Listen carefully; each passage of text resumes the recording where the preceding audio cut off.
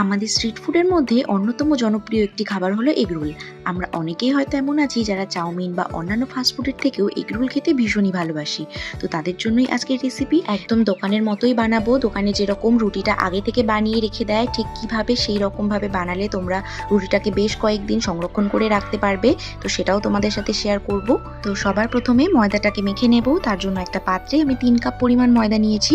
তোমরা চাইলে আটাও নিতে পারো এটাকে হেলদি করার জন্য, তবে সেক্ষেত্রে কিন্তু দোকানের মতো প্রপার স্বাদটা আসবে না। এবার এর মধ্যে হাফ চামচ পরিমাণ লবণ আর 3 টেবিল স্পুন সাদা তেল দিয়ে খুব ভালো করে মিশিয়ে নেব। যেহেতু আমরা 3 কাপ ময়দা নিয়েছিলাম সেই হিসেবে আমি 3 টেবিল স্পুন তেল দেব। তো ময়দাটা নেওয়ার সময় মেপে নিলে কিন্তু তোমাদের তেলের পরিমাণটা দিতে সুবিধা হবে, কারণ এই মাখার সময় খুব বেশি তেল আমাদের এখানে দেওয়ার প্রয়োজন নেই। এবার অল্প অল্প করে জল দিয়ে আমরা এটার একটা ডো বানিয়ে নেব। ডোটা খুব বেশি নরমও করা যাবে না, আবার একেবারে শক্তও কিন্তু হবে না। তো এটাকে খুব ভালো করে মেখে নিয়ে ঢাকা দিয়ে আমরা বেশ কিছুক্ষণ এটাকে রেখে দেবো সেট হওয়ার জন্য। তো যতক্ষণ আমাদের ময়দাটা রেস্ট করছে ততক্ষণে আমরা রোলের স্টাফিংয়ের জন্য স্যালাডটা রেডি করে নেব। আমি এখানে গাজর, বিট, শসা আর পেঁয়াজ নিয়েছি।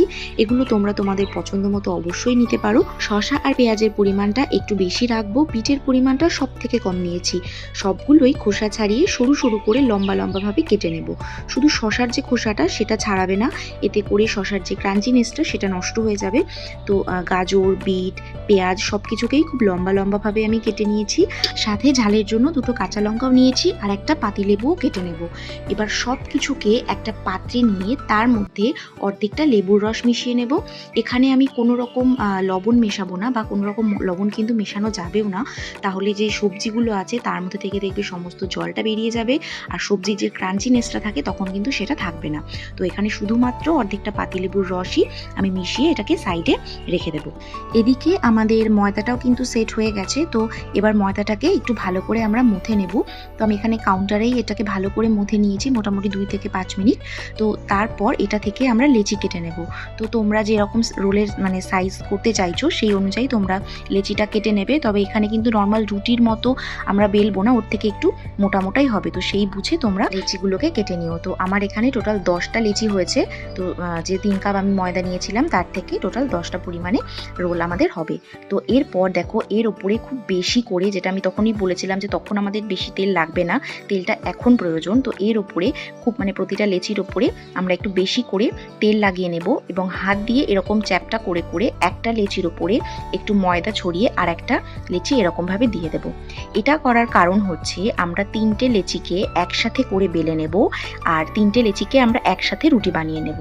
এতে করে প্রথমত যেটা হবে, আমাদের রুটিগুলো করতে অনেকটা কম সময় লাগবে, যেহেতু দোকানে অনেকটা পরিমাণে থাকে তো তারা কিন্তু এরকমভাবেই করে নেয়, এতে সময়টা অনেকটা সাশ্রয় হয়। আর দ্বিতীয়ত যখন তুমি একসাথে এই পরোটাগুলোকে করবে, একসাথে রুটিটাকে আমরা করে নেব, তখন দেখবে যে কোনো রুটি কিন্তু যে একটা হার্ডি হয়ে যাওয়ার ব্যাপারটা থাকে সেটা থাকবে না। এইভাবে রুটিগুলো করলে রুটিগুলো ভীষণ সফট হবে। এই রুটিগুলো দিয়ে যখন আমরা এগরোল বানাবো তখন কিন্তু আমাদের এগরোলটা ভীষণ নরম হবে, একটা রাবারি রাবারি যে ব্যাপারটা অনেক সময় চলে আসে বাড়িতে বানালে, সেই জিনিসটা কিন্তু একদম হবে না। তো এরকমভাবে দেখো তাওয়ায় এটা একটুখানি তোমরা এপিট উটপিট উল্টে সেকে নিলেই দেখবে ওপরে একটা একটা রুটি কিন্তু সম্পূর্ণ আলাদা হয়ে যাবে। তবে এটা একটু গরম থাকে, তো তোমরা যদি এরকম একটা চিমটার সাহায্যে করো তাহলে কিন্তু সব থেকে বেস্ট হয়। হাত দিয়ে কিন্তু এটা খুলতে যেও না, ভীষণই গরম থাকে আর ভেতরে একটা ভেপার থাকে, তো সেটাতে কিন্তু হাতটা পুড়ে যাওয়ার সম্ভাবনা থাকতে পারে। তো এরকমভাবে কিচ্ছু না, জাস্ট এপিট ওপিট উল্টে নিলেই একটা একটা রুটি কিন্তু সম্পূর্ণ আলাদাভাবেই বেরিয়ে আসবে।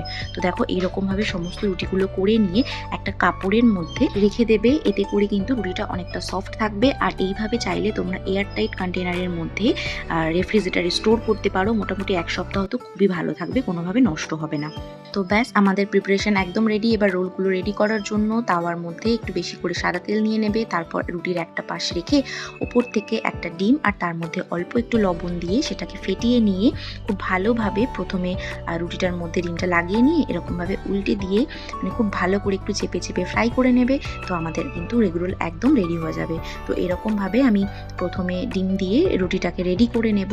তো তারপরে আমি সেটার মধ্যে রোলটাকে ফাইনাল প্রসেস করব। তো রোল বানানো ঠিক কতটা ইজি এটা তো তোমরা আশা করি বুঝতেই পেরেছো। তো রুটিটা যদি বানানো থাকে তো যখন তখন কিন্তু মন চাইলেই সন্ধ্যের স্ন্যাক্সে এটা চটপট বানিয়ে ফেলতে পারো। তখন বাইরের ওই আনহেলদি খাবারটা কিন্তু খাওয়ার আর একদম প্রয়োজন পড়বে না। তো ব্যাস, এবার এর ওপরেই যে স্যালাডটা আমরা রেডি করে রেখেছিলাম সেটা দিয়ে দেবো, সাথে ওপর থেকে একটু চাট মশলা আর তার সাথে একটু বিট লবণ আমি স্প্রিঙ্কেল করে দিচ্ছি। লবণটা এখনই দেবে, মানে ঠিক যখন খাবে তখনই, আগে থেকে কিন্তু লবণটা দেবে না। তো বিট লবণ আর চাট মশলা দেওয়ার পর আমি এখানে কিছুটা বাদাম নিয়েছি, তো সেটাও দিয়ে দিচ্ছি। এটাতে টেস্টটা তো অবশ্যই বেড়েই যায়, তবে এটা অপশনাল, তোমরা চাইলে স্কিপও করতে পারো।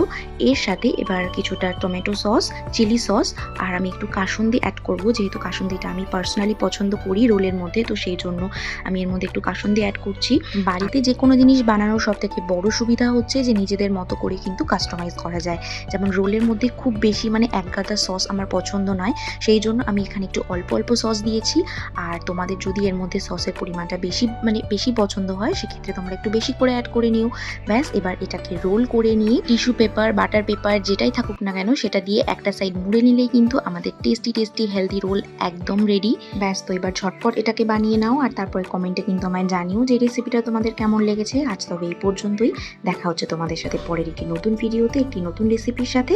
সবাই ভালো থেকো, সুস্থ থেকো।